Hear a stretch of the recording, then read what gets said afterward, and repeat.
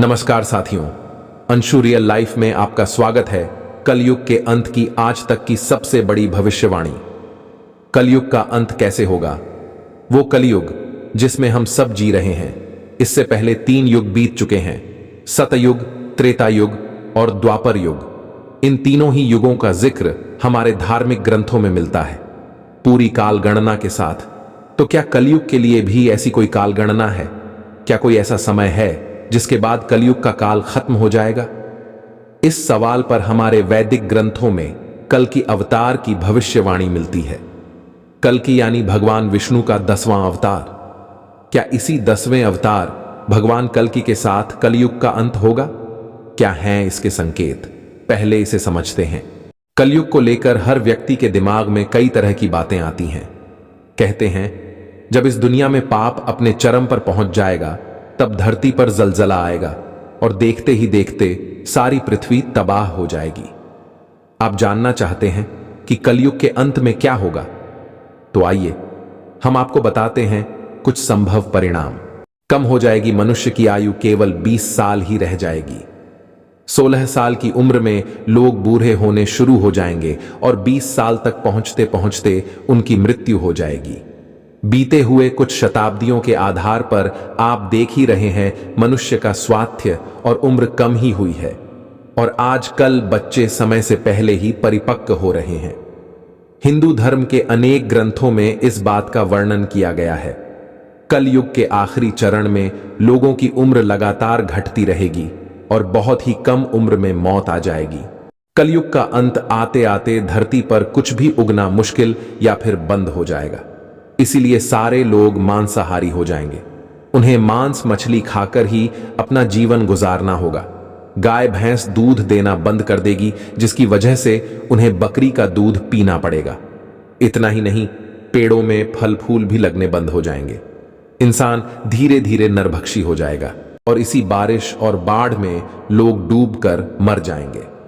कलयुग के अंत में इतना भयंकर भूकंप और तूफान आएगा कि इंसानों और जानवरों का नामो निशान मिट जाएगा। एक साथ 12 सूरज निकलेंगे, जिसकी गर्मी से धरती सूख जाएगी। धरती का तापमान इतना बढ़ जाएगा कि 7 समुद्र और नदियां सूख जाएंगी। संवर्तक नाम की गर्मी पृथ्वी को तबाह कर देगी और लोग इस गर्मी से भस्म हो जाएंगे।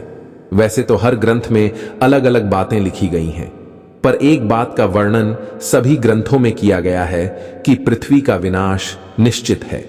कलयुग के अंत में महाप्रलय आना निश्चित है। कलयुग में ऐसा समय आएगा जब स्त्री और पुरुष दोनों ही अधर्मी हो जाएंगी। स्त्रियां पतिव्रत धर्म का पालन करना बंद कर देंगी और पुरुष भी ऐसा ही करेंगे। भगवान कल की केवल 3 दिनों में पृथ्वी से समस्त अधर्मियों का नाश कर देंगे और फिर अंत में कलयुग में अंतिम समय में बहुत मोटी धारा से लगातार वर्षा होगी, जिससे चारों ओर पानी ही पानी हो जाएगा। समस्त पृथ्वी पर जल हो जाएगा और प्राणियों का अंत हो जाएगा। इसके बाद एक साथ 12 सूर्य उदय होंगे और उनके तेज से पृथ्वी सूख जाएगी। अगर आप कलयुग के प्रभावों से बचना चाहते हैं और अपने मन बुद्धि को शुद्ध रखना चाहते हैं, ये बातें आपके लिए बहुत लाभदायक हैं। भगवद गीता में भगवान श्री कृष्ण ने न केवल ज्ञान की बातें बताई हैं, बल्कि जीवन जीने की कलाओं के बारे में भी बताया है। भगवान श्री कृष्ण ने अर्जुन को जो गीता का उपदेश दिया है, वह हर मनुष्य के लिए प्रेरणा स्रोत साबित हो सकता है। गीता में भगवान श्री कृष्ण अर्जुन को उपदेश देते हैं कि जो भी मनुष्य भगवद गीता की 18 बातों को अपनाकर अपने जीवन में उतारता है, वह सभी दुखों से, वासनाओं से, क्रोध से, ईर्ष्या से, लोभ से, मोह से, लालच आदि के बंधनों से मुक्त हो जाता है। आइए जानते हैं भगवद गीता की 18 ज्ञान की बातें। आनंद मनुष्य के भीतर ही निवास करता है, परंतु मनुष्य उसे स्त्री में, घर में और बाहरी सुखों में खोज रहा है। श्री कृष्ण कहते हैं कि भगवान उपासना केवल शरीर से ही नहीं बल्कि मन से करनी चाहिए। भगवान का वंदन उन्हें प्रेम बंधन में बांधता है। मनुष्य की वासना ही उसके पुनर्जन्म का कारण होता है। इंद्रियों के अधीन होने से मनुष्य के जीवन में विकार और परेशानियां आती हैं। संयम यानी धैर्य, सदाचार, स्नेह और सेवा जैसे गुण सत्संग के बिना नहीं आते हैं। श्री कृष्ण कहते हैं कि मनुष्य को वस्त्र बदलने की आवश्यकता नहीं है, आवश्यकता हृदय परिवर्तन की है। जवानी में जिसने ज्यादा पाप किए हैं उसे बुढ़ापे में नींद नहीं आती। भगवान ने जिसे संपत्ति दी है उसे गाय अवश्य रखनी चाहिए। जुआ, मदिरापान, परस्त्रीगमन, अनैतिक संबंध, हिंसा, असत्य, मद, आसक्ति और निर्दयता, इन सब में कलयुग का वास है। अधिकारी शिष्य को सद्गुरु, अच्छा गुरु अवश्य मिलता है। श्री कृष्ण कहते हैं कि मनुष्य को अपने मन को बार बार समझाना चाहिए कि ईश्वर के सिवाय उसका कोई नहीं है। साथ ही यह विचार करना चाहिए कि उसका कोई नहीं है, साथ ही वह किसी का नहीं है।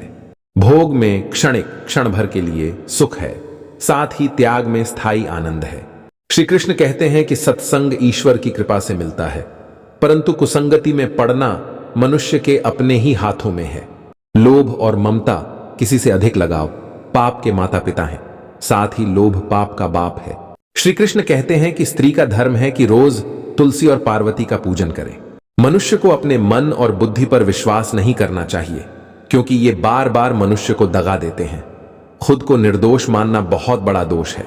यदि पति पत्नी को पवित्र जीवन बिताएं तो भगवान पुत्र के रूप में उनके घर आने की इच्छा रखते हैं। भगवान इन सभी कसौटियों पर कसकर जांच परख कर ही मनुष्य को अपनाते हैं। फिर मिलेंगे दोस्तों अगली वीडियो के साथ। तब तक के लिए अपना ख्याल रखना और हमेशा मुस्कुराते रहना।